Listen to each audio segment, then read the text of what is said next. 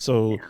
how, not especially nowadays. Let's just go based off this year. The way social media is running, all these trending topics about like just say red pill, whatever it has to do with women are just delusional when it comes to self value and stuff like that.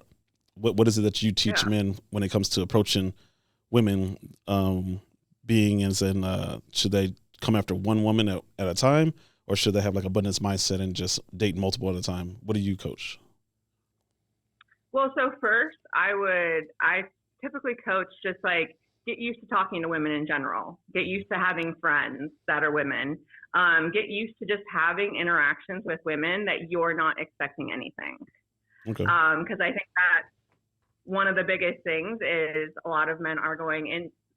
It's just they have these interactions and they're expecting like, oh, I'm going to get her phone number. Mm, And then you're scared of rejection, where it's just like, allow it to flow naturally.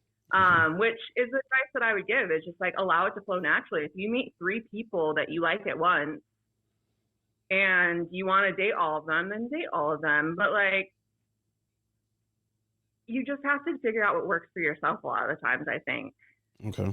So if you see a guy, I mean, he approaches you and he's asking you for advice. He has few women that he's like interested in. Do you tell him to approach one by one when she cancels you on this one, then go to the next woman, or do you tell him to interact with the women all at the same time until he actually finds the actual one? I mean, I'm doing deeper work with my clients than just, telling them like, oh, how to approach Mm. and whatnot. So it's kind of hard.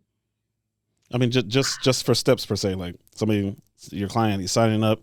He's in the beginning stage. He's not even like he doesn't even have Yeah. any women to start off with. He might have a crush at work. He has a crush at the gym.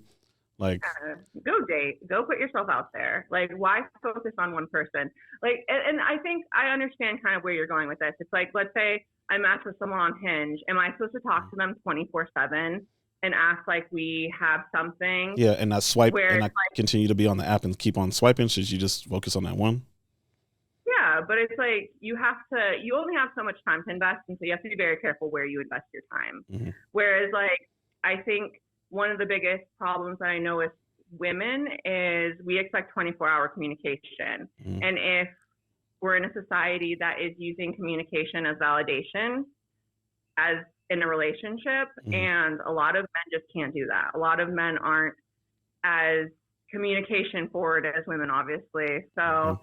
I mean, if a man has enough energy to put in all these women, I say in the beginning, yeah, go see what's out there. See what you like. If you haven't been dating, yeah, Okay. you need to like go and fish. Okay. What are your recommendations for guys that say he's on his third date with a woman and it's just still kind of plateauing? It's not really like going anywhere. But obviously, as a woman, like women like attention and don't mind the company. Like she might have already programmed in her mind that she's not going to go any further with a guy, but she's women already put the guys in the friend zone. Like, oh, he's okay as a friend. He's not trying to touch me or anything like that. So I don't mind his company. It's cool. Like he's not going overboard. What do you recommend for guys like that? Like how long should you keep on pursuing before you realize it's not going anywhere? Well, it's just like, first of all, get a personality. It just sounds like this man could potentially be very boring and very scared. Mm. So it's like possibly he's putting himself in the box. Okay. Like if you're not going to be a man and change the situation and just like kind of live in this like limbo mode, it's like, I don't know, like fill it out, see how it goes. I'm very like, go with the flow. Let's see what's out there.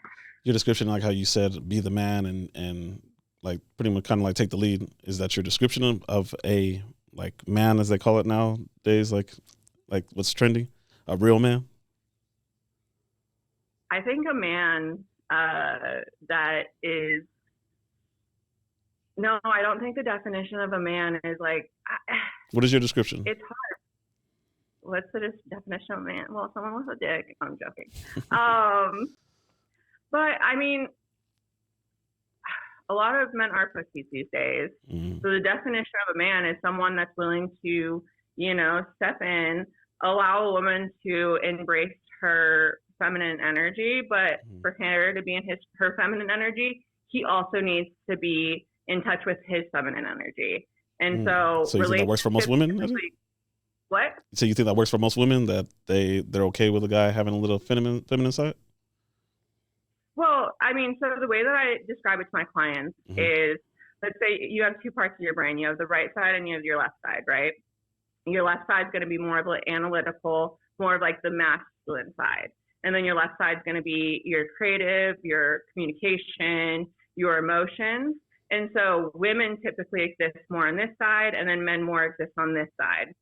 And so it's basically just kind of becoming more well-rounded as a human and being okay with expressing your emotions and showing vulnerability and being able to communicate a little bit deeper than, you know, most men are typically able to do.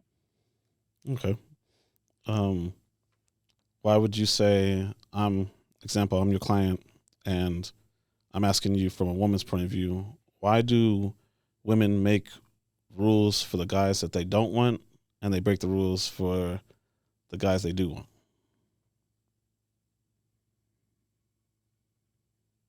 And I think it goes back to like that emotional cloud we were talking about.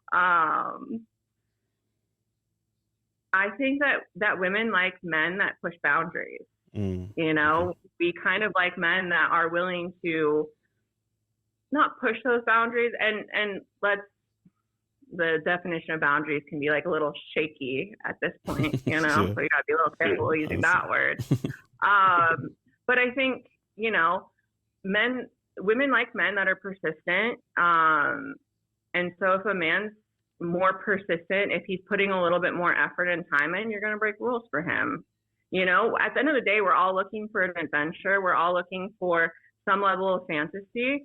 And there's men that can give that to you, and there's men that can't. So the men that can't push you out of your boundaries or your comfort zone are probably going to stay in their boundaries.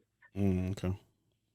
So would you say... What do you think about that? I think I would agree with that. I was going to ask you, what do you think about... I say that more the people that want the experience and the fantasy and stuff like that are more women. Women, you keep them interested if you can share experiences with them. That's why it's called taking them out on dates, taking them on vacations, and showing them experiences and showing them ways. And I said a man is more kind of simple. If you you can do repetitive stuff like with him as long as it's something that he enjoys. It's it's pretty simple. But at the end of the day, as humans, we all do enjoy some level of fantasy, someone that pushes us out of that comfort. Yeah, for sure. Maybe women a little bit more. Okay. But men certainly do as well. Can you give me a description of what is a healthy relationship nowadays? Oh, what is a healthy relationship these days? You want me to read my definition? Yeah. I actually have it. Oh, you do? Oh, good. Perfect. Yeah.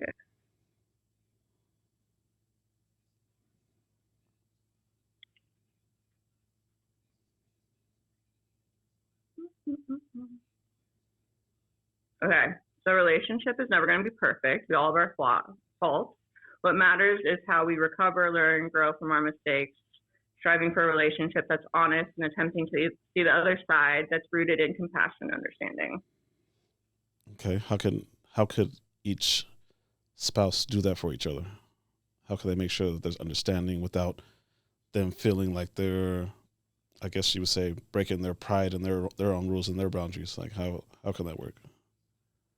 Well, once again, it's just down to healthy communication. So kind of learning how to properly communicate our feelings. A lot of times I feel we have real issues and then we have secondary issues, and we allow the secondary issues to communicate the primary issue.